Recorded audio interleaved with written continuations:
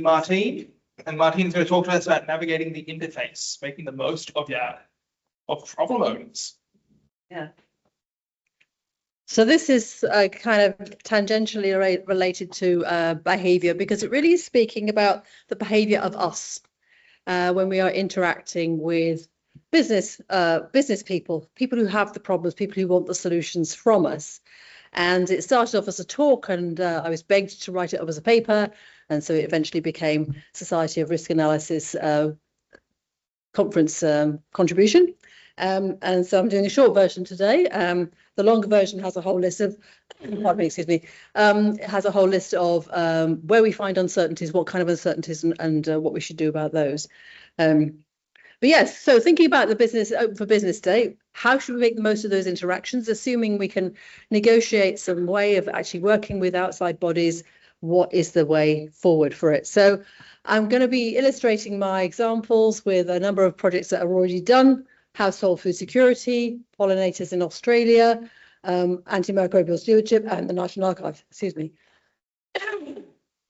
Thank you. I was one of the co-authors for this Decision Support Tools book. So there are a number of tools that are already established in the community for making complex decisions, and this kind of categorizes them according to how Bayesian they are and what kind of uncertainties they can deal with, so if that's useful. But the point of this slide is to say, well, what do we use modelling for? And I guess some of the conversations we've already had about what do we mean by modelling. Well, we mean different things by modelling for these different applications, don't we?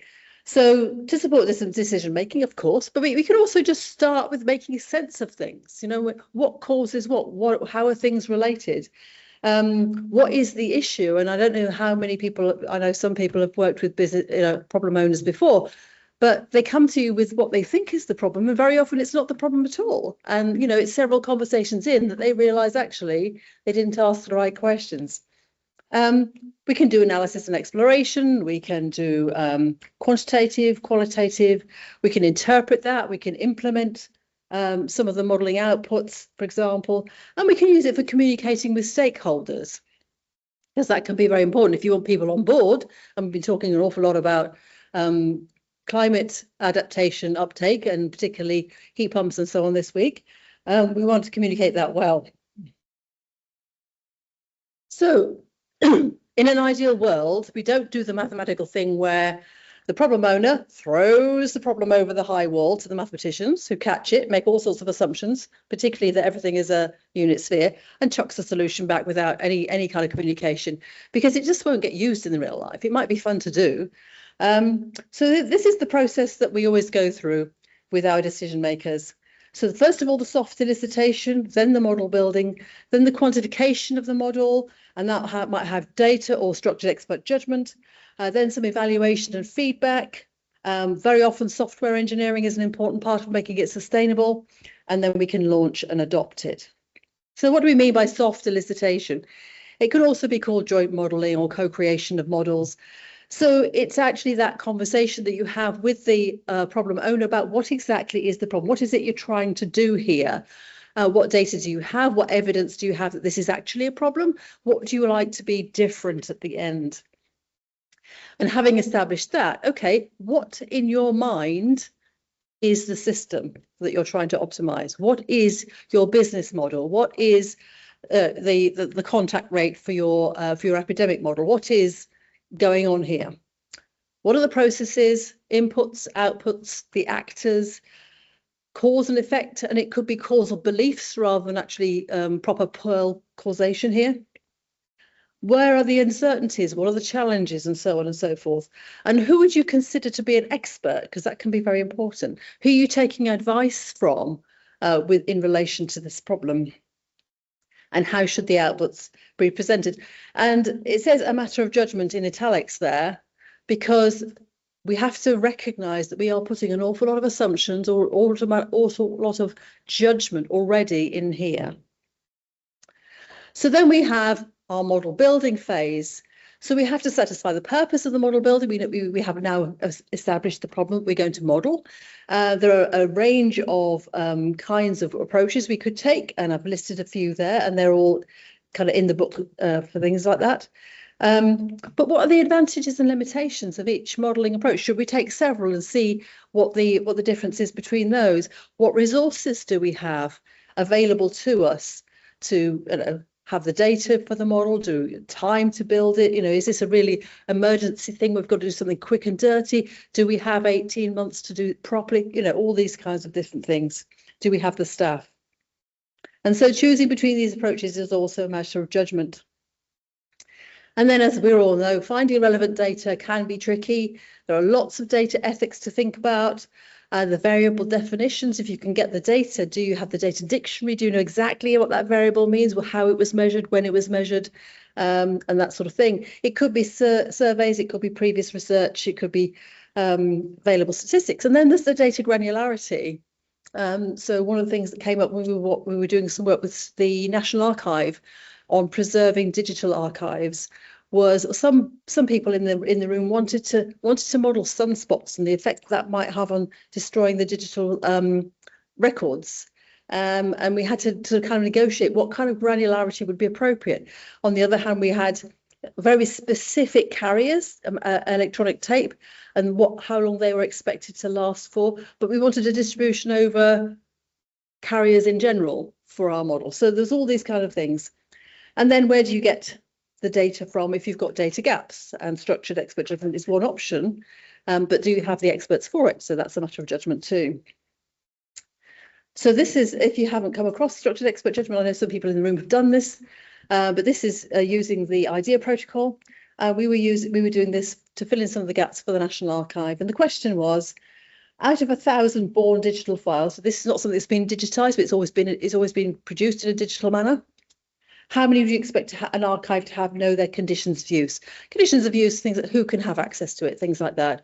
So the National Archive holds the government records, quote, forever, but carriers tend to last 10 years at most. So they have to do replacement and replication and this kind of thing. So, but not everybody has access to everything. So some of the records will be about the London Olympics, because it's very culturally important, but also some about the Hillsborough disaster, and that's locked because it's still going through courts all this time later. So conditions of use, very important. And this is what we get out. This is a first round. We can see lots of different experts giving quantities here, and we can see that some of the experts. Am I allowed to walk away from the microphone? Okay. Very, very sure they know where it is. Right, and it's up here. Also very sure where it is, and it's right down here. Others could be anything. Yeah, so very, very wide uncertainty bands. And during the elicitation, during the structured discussion, we have to tease out whether that means they personally are uncertain or they genuinely believe that the system is uncertain. So we need to know what kind of uncertainty we're dealing with here. One of the things we have to do is evaluation of feedback. Well, we managed to use the model and get an output, but then we were finding that the archives that were using it didn't really know what the numbers meant. What were they? So the solution for this was to put two other models directly into the tool, by which you could judge where you were in relation to, on the left here with 78, that's the National Archive, and on the right with 20 is just bunging everything on the cloud. So as an archive, you're the one in the middle. You can say, actually, what are we doing? We're doing worse than bunging it on the cloud in terms of renderability, which is one of the attributes of the utility, but we're doing much better on intellectual control. So maybe we should focus our decision making on how we can improve our renderability. And we know that if the National Archive is pretty much the best funded UK archive, those are kind of the top numbers that are kind of be achievable. But some of the, in general, for a model, what you want to ask is, are the behaviours as expected? Is the model give us the kind of behaviour we're thinking of? Are the quantities or differences, are they reasonable?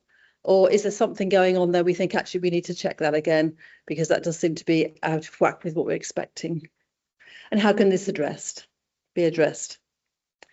And software engineering can be very, very important for the longevity. Things have got to be interoperable and they've got to be updatable and all the rest of it if they're going to live in the real world and be useful for a long time.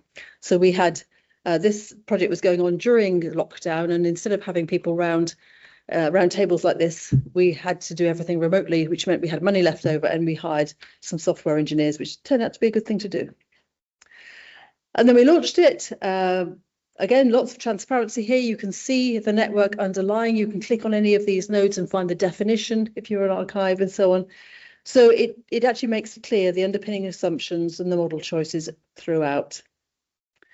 And then there's the uncertainty. How are you going to communicate the uncertainty? How are you going to identify the uncertainty and account for it? So, and then you're going to communicate the risks. And this is a case study that we wrote on climate risk. Thank you.